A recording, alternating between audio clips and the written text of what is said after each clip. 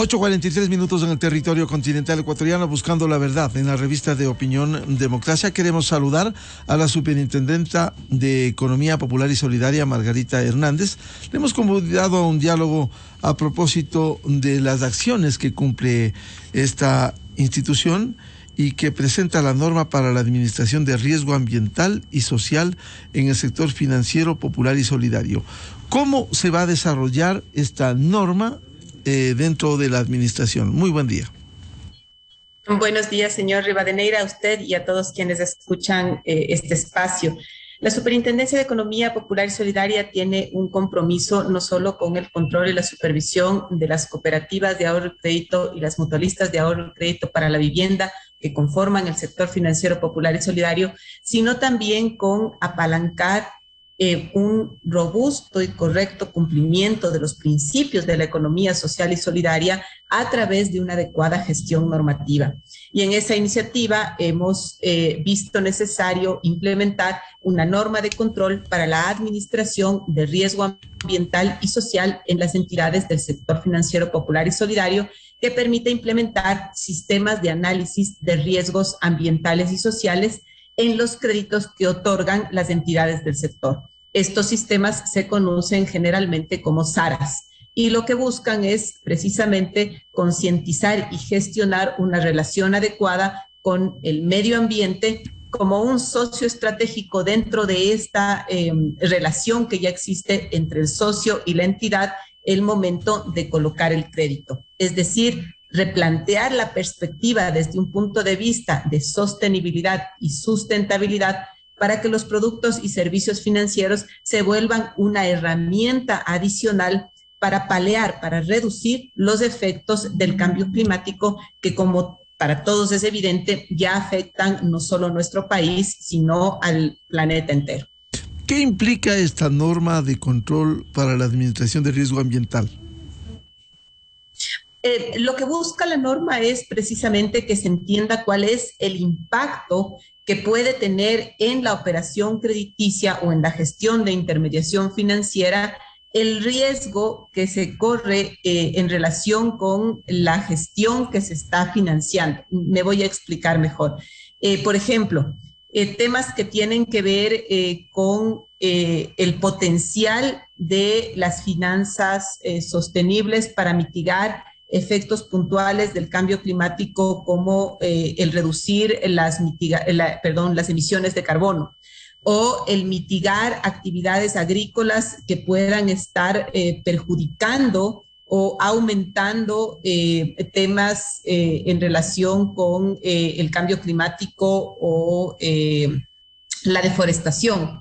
Entonces, si es que buscamos un desarrollo sostenible y una economía con gestión de los actores que participan en esa economía baja en carbono, entonces estamos trabajando en una implementación que permita modular, gestionar adecuadamente esos riesgos ambientales y sociales.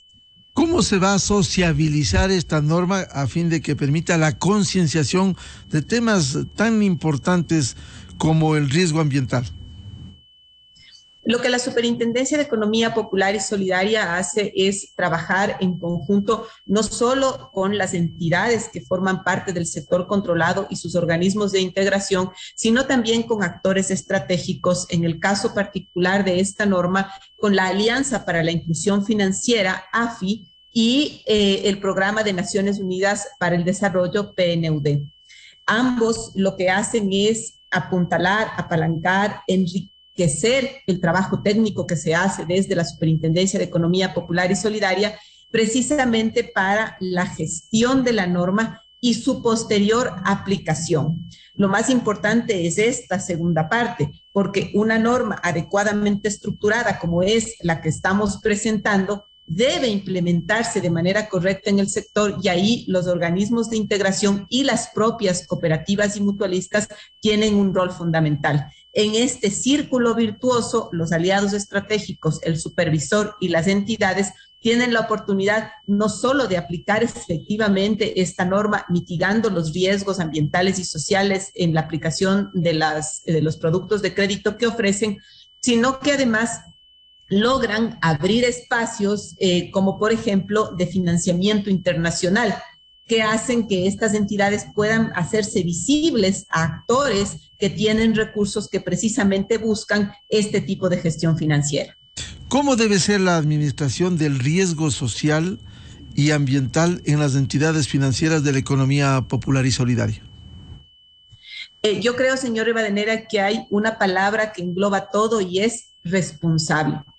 El momento en que nosotros desarrollamos actores responsables desde el sistema financiero nacional, desde el sector financiero popular y solidario, desde la política pública, entonces todos los esfuerzos para la adaptación y mitigación de los efectos del cambio climático van a producir, van a provocar naturalmente no solo un desarrollo sostenible, sino, como yo decía hace un momento, economías bajas en carbono y que además favorezcan otros procesos, como por ejemplo la inclusión financiera.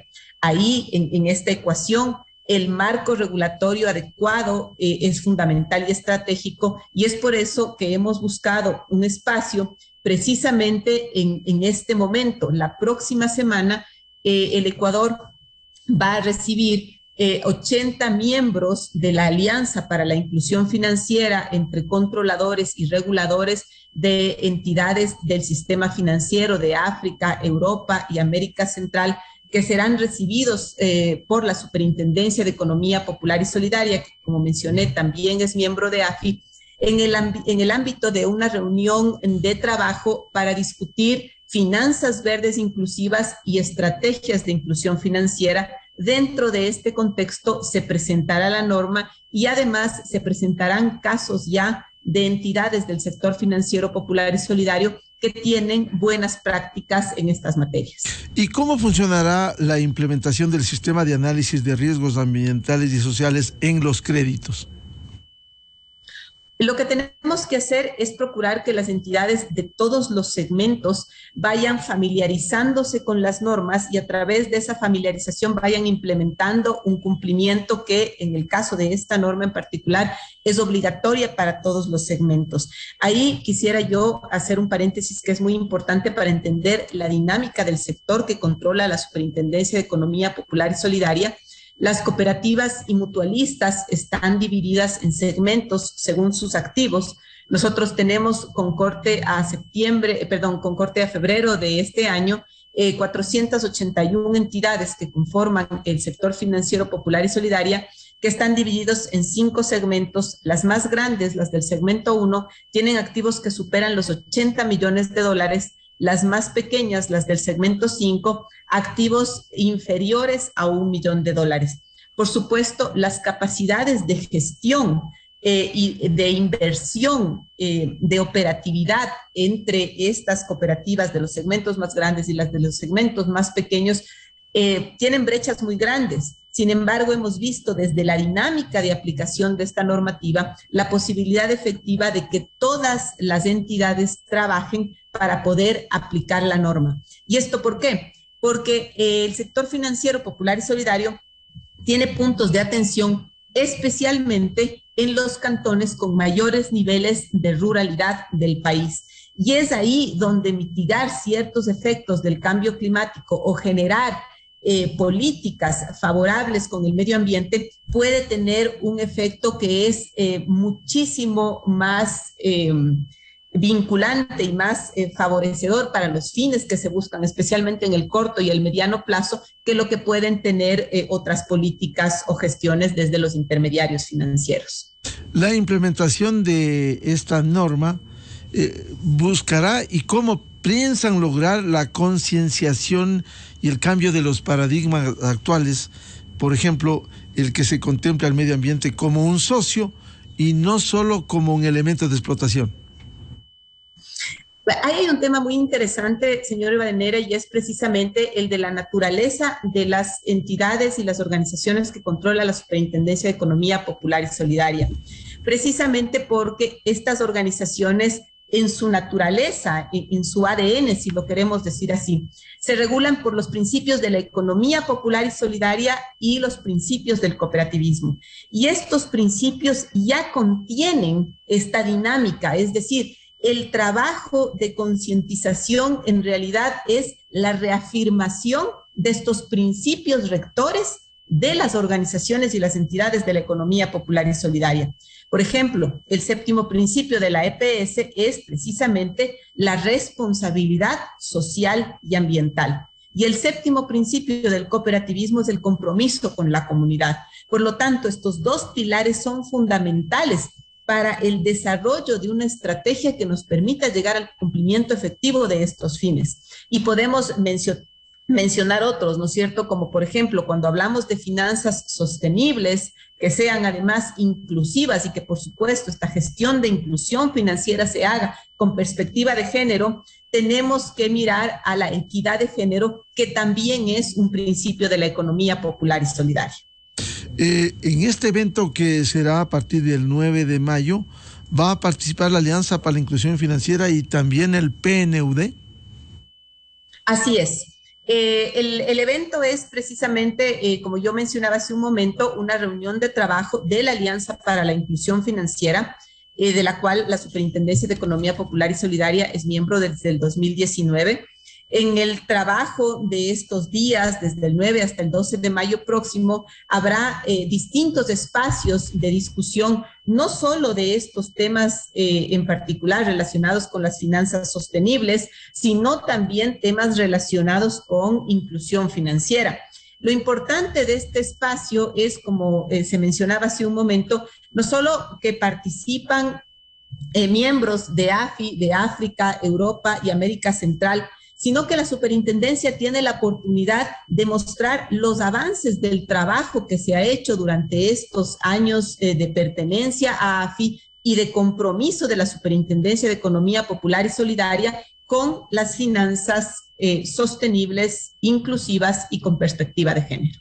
Quisiera aprovechar este diálogo para consultarle, cuando hablaba de 481 instituciones, ¿cómo están los controles de las cooperativas, instituciones del cooperativismo?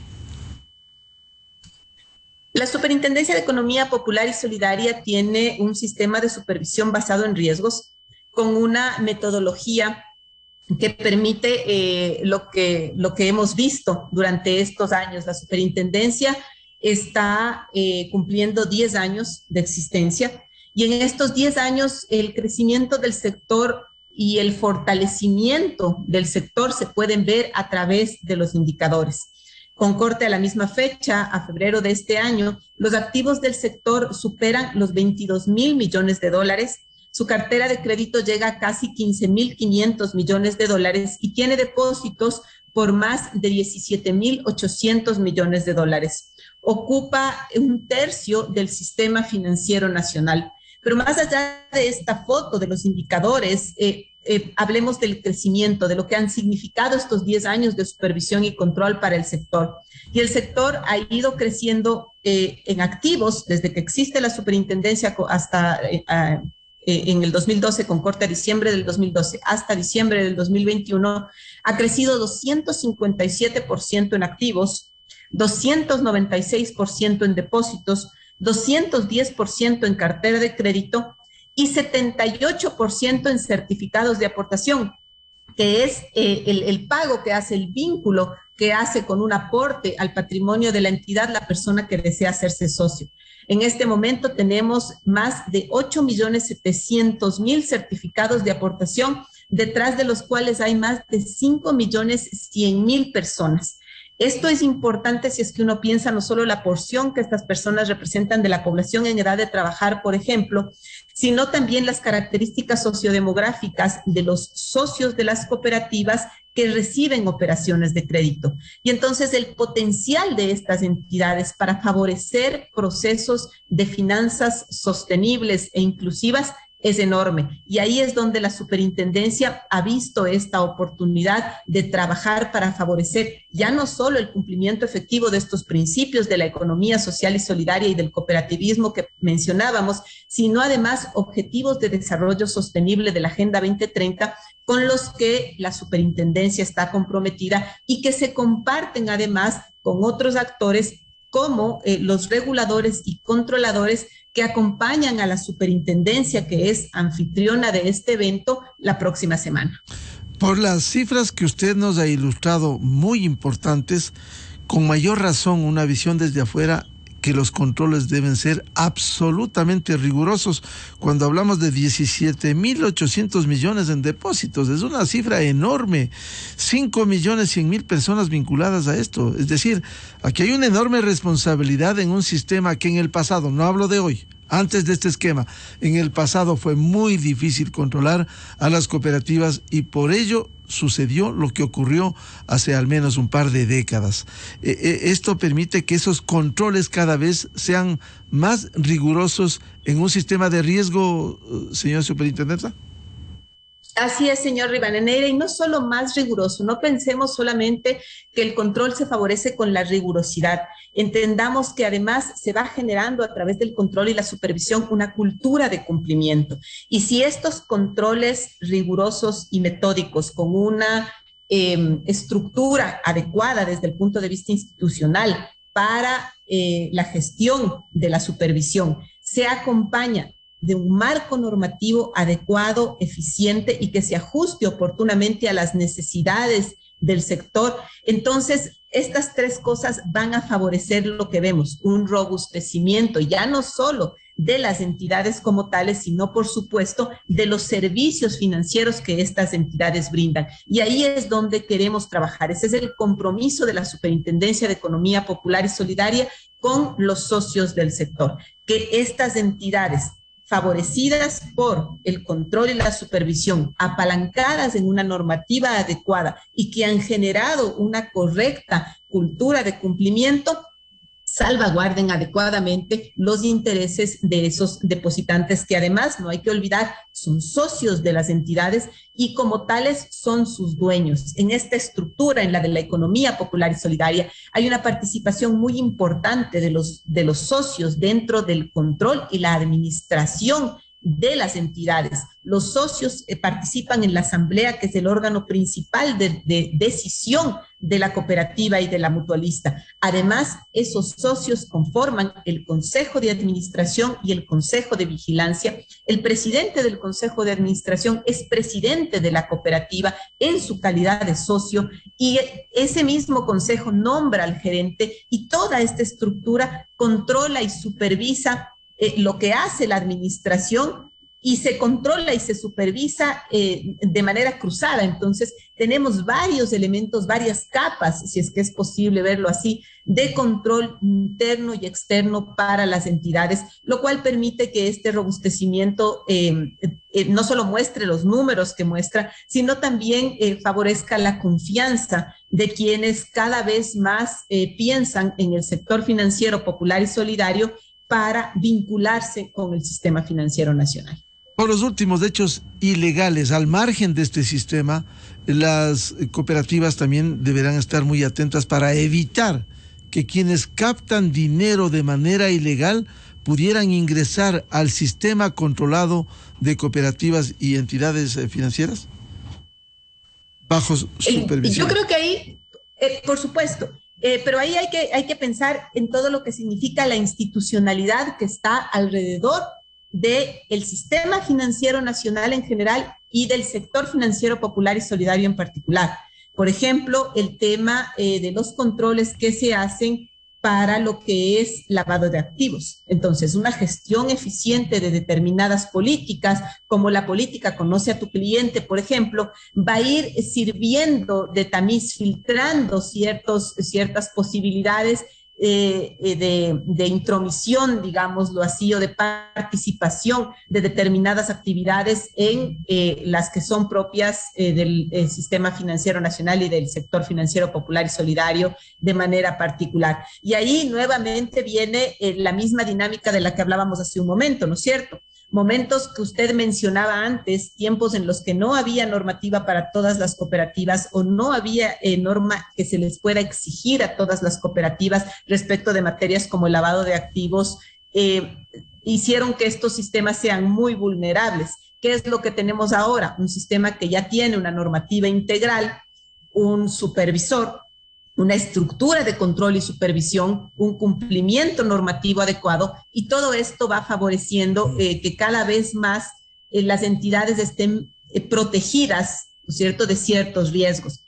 Sin embargo, hay un tema que es fundamental y que no hay que olvidarlo, y es que aquí hay una correlación de las personas y su interacción con el sistema financiero nacional, con las entidades financieras controladas.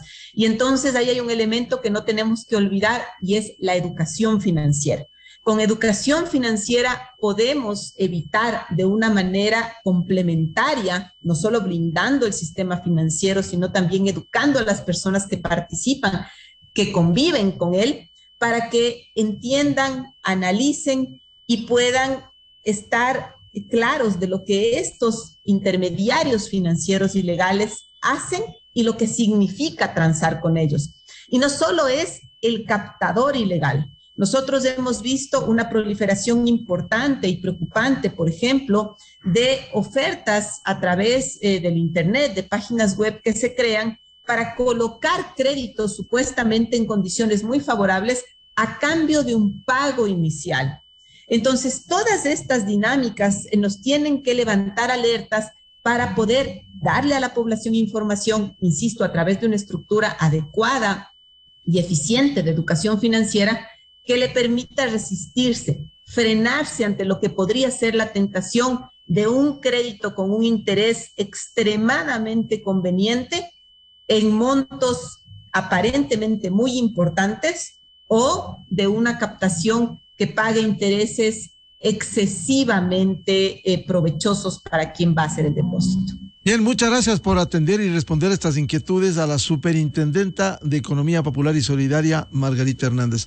Muy amable su atención, temas que ilustran a nuestros miles de oyentes. Muchísimas gracias, señor Rivadeneira. Un excelente día para usted y todos quienes escuchan su radio. Muchas gracias, muy amable. Buscando la verdad, cerramos la jornada de entrevistas y de debates en la revista de Opinión Democracia. Les agradecemos por dispensarnos con su amable sintonía. Les recomendamos, ya viene en Exa FM el show de la papaya, y les deseamos un feliz miércoles a todos. Muy buen día. Miguel Rivadeneira en la revista de Opinión Democracia. Inicio de espacio promocional y publicitario.